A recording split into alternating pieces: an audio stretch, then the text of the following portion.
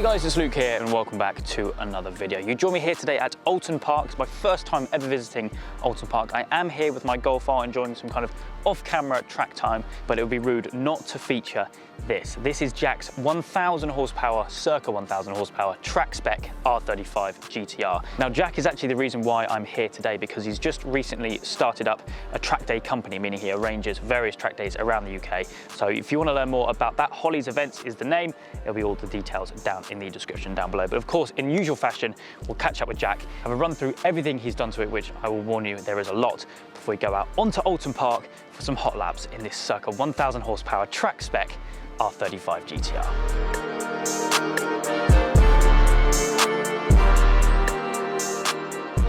Okay, so we're joined now with Jack, the owner of this car. We've known each other for a while, and I've been wanting to film this for ages, so thank you for sparing a few minutes to do it today. It's an absolute weapon, this thing. We don't know exactly what it's running, but we think around 1,000? Yeah, the engine is built for quite a lot of power, but due to the nature of what I do with the car, which is mainly track focused stuff, we don't really push it to its full potential. The car's, it's north of 1,000, but I haven't ever put it on a dyno, but it's quite fast. It's got enough anyway. Yeah, but it's certainly getting there. We'll dive in under here anyway. I know there's a lot to talk about, but yeah, basically give us a bit of a so it's got a Litchfield built 4.1 litre stroker engine with a billet crank. It's got, we've had race heads on it, we've got pistons, rods. We sort of went with the full works, to be honest. The biggest thing with the GTRs, and this GTR in particular, we've concentrated the whole car around cooling, because the hardest part of tracking one of these is keeping the temperatures low, because of obviously the weight of the car. Yeah, sure. So the whole setup is, we only run 1.45 bar of boost, which is nothing for what it could run. I push the pass button is 2 bar, which puts a smile on your face. That's pretty cool. Yeah, that switches everything right up, but it's over 1,000 horsepower at that 1.45. So, nice, but yeah, we've just concentrated so much on cooling. So we've actually installed a race radiator, which Litchfield custom made for me, and also the intercooler at the front. But this duct actually pushes all the cool air directly into the engine bay, and then the idea is that we obviously pull it out of here. And if you sit by the car after it's been on a session, you can literally see the air. Really? Yeah, it's quite cool, to be fair. That's really cool. It's a very well-spec'd engine, and it's perfect for what I do. Yeah, for sure. Yeah. And you bought it stock as well, didn't you? I bought this car completely stock. I purchased it in, I think it was June of 2020, and I've done 51,000 miles. Wow. Yeah, so fair play. Yeah, it's had some. Fair play. Moving around though, we're on the wet wheels and tyres today, because the weather is a little bit hit and miss. Yeah, so this is the first time I've actually used these, and to be honest, the only way I can describe wet tyres is they're a cheat code. I've actually unfortunately got one session this morning, because obviously we're running the day, but it's just mind-blowing. The tyre setup is absolutely mind-blowing. I wanted to put 18s on this, but because of the size of the brakes, they're 412mm calipers with obviously 412mm discs, sorry, with obviously ginormous calipers. I can't get 18s on, which a lot of slicks and wets come in those sizes. It's quite difficult to get them in anything above that. But Pirelli, luckily, I think these are off a Ferrari challenge car, and we run 305 up front and 305 at the back on 11J wheels.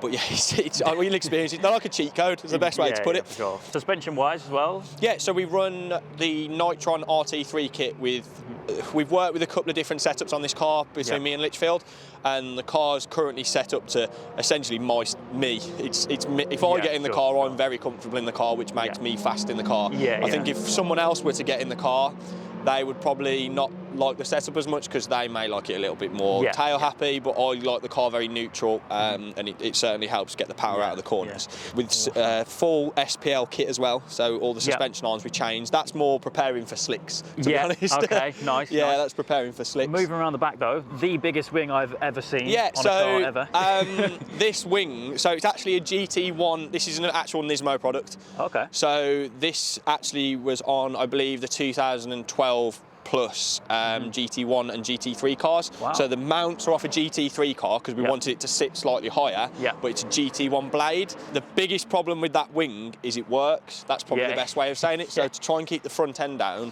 we're trying to come up with some kind of solution to help keep the nose on the floor. But again, we've got coolers under each exhaust, which cool the differential in the gearbox. And then the idea is that this mesh here obviously pulls any excess heat out as well. Just trying to get the cooling on the car. Unlike a lot of GT-Rs, this Litchfield know the specs a lot better than me, but we actually run an extra water pump on this car because of all the additional radiators, the cooling. It needs the extra push to go around. So when we actually switch the car off, I leave the ignition on. It keeps the water circulating. And it helps so much with temperatures. It's a big car, isn't it? It's a huge. To be honest, it's not a track car when I bought it. Certainly not. I've turned it into one, but it's it's getting there slowly.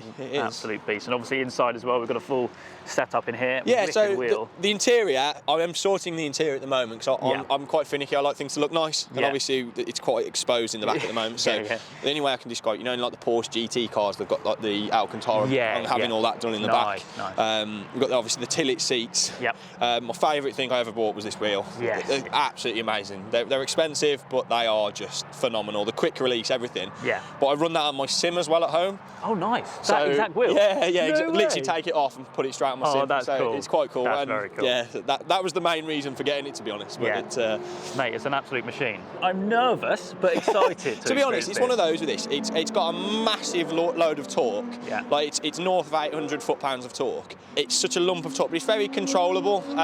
We run no TC, we run no ABS, so it's great fun. It's lively. Well, let's hop in, get it fired up, and we'll have a few laps around here and talk more and awesome. Experience what it's like.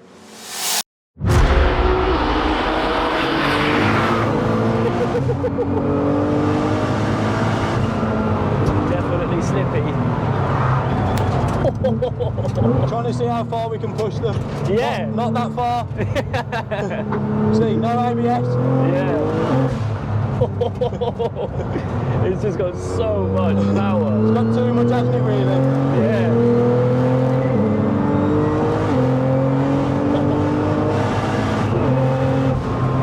Oh, when you open it up, open the throttle is brutal.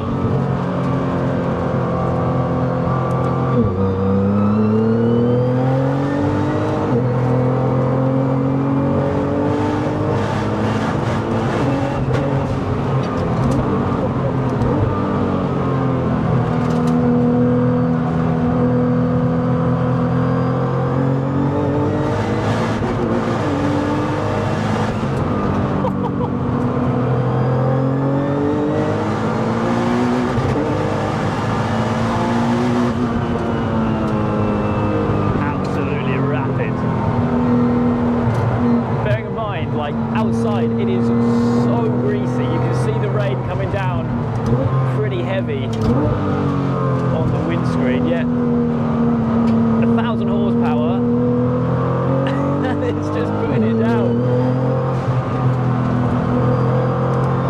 Such an occasion.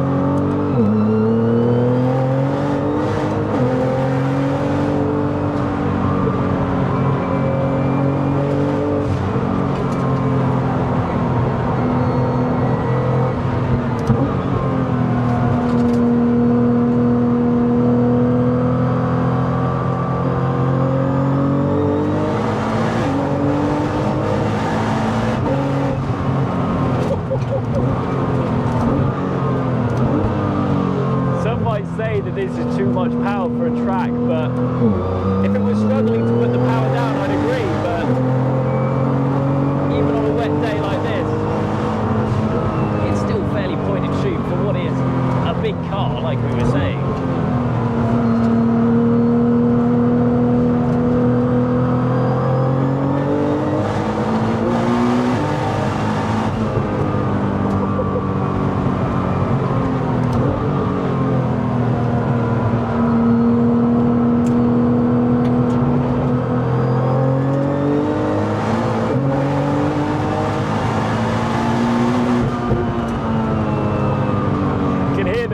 Coming out the back as well.